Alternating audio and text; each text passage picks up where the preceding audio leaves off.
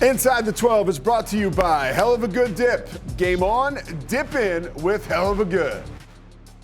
Back here on Inside the 12, he's Taylor McHargue. I am Pete Souza. Now we get to dip into this guy's mindset about quarterbacks, and we get to talk about Sawyer Robertson, a guy who was having an outstanding start to the season against two very worthy opponents, an Auburn team that's ranked in the top 25 right now, and when he beat them at the time, an SMU team coming off of a college football playoff appearance, and they were ranked at the time. You got to love what he's doing. Sawyer Robertson deserves to be in the Heisman conversation. I think he's left out of a few polls and standings right now, and I think it's a disservice. This is the most accurate quarterback in college football right now. He's been unbelievable. 3 straight games throwing for over 400 yards. The last guy to do that's a guy named Pat Mahomes. Okay, so the company that Sawyer Robertson is in right now is elite.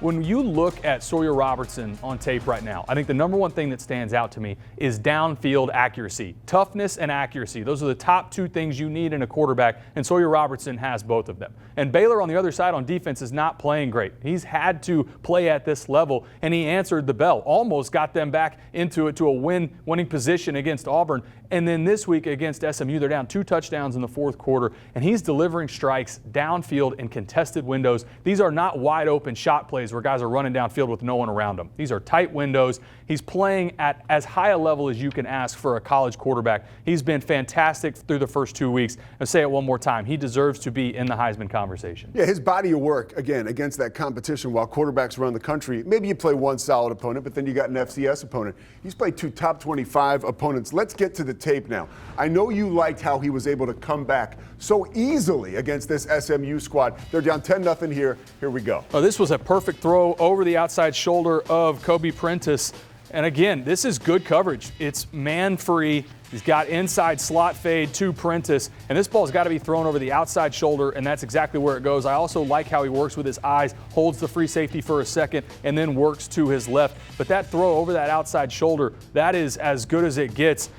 And then this next play from Baylor and Sawyer Robertson, this was to tie the game. And this was a strike right in the middle of the field again to Kobe Prentice. And this is anticipation in zone coverage. There's one spot where this can be thrown. You see that window up and up right in the middle of the field, almost like he's throwing at the M in SMU, and hits Prentice exactly where he needs to. The timing is perfect. And I'll go back to, again, the downfield accuracy. This is thrown exactly where it needs to be. If that ball's behind or high, it's probably an incompletion or worse, an interception.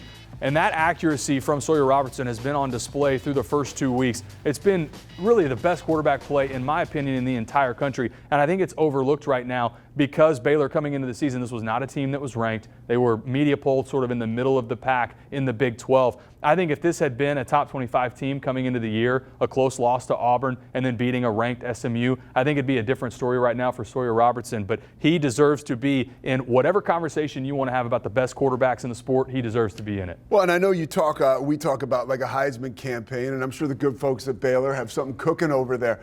But if you talk to Sawyer, he's just one of the best guys around. Just as good of a guy as he is a football player, he's also a God-fearing guy. Faith is a huge part of his journey, his dedication, obviously, to God and the church and to the football field. Holy Heisman.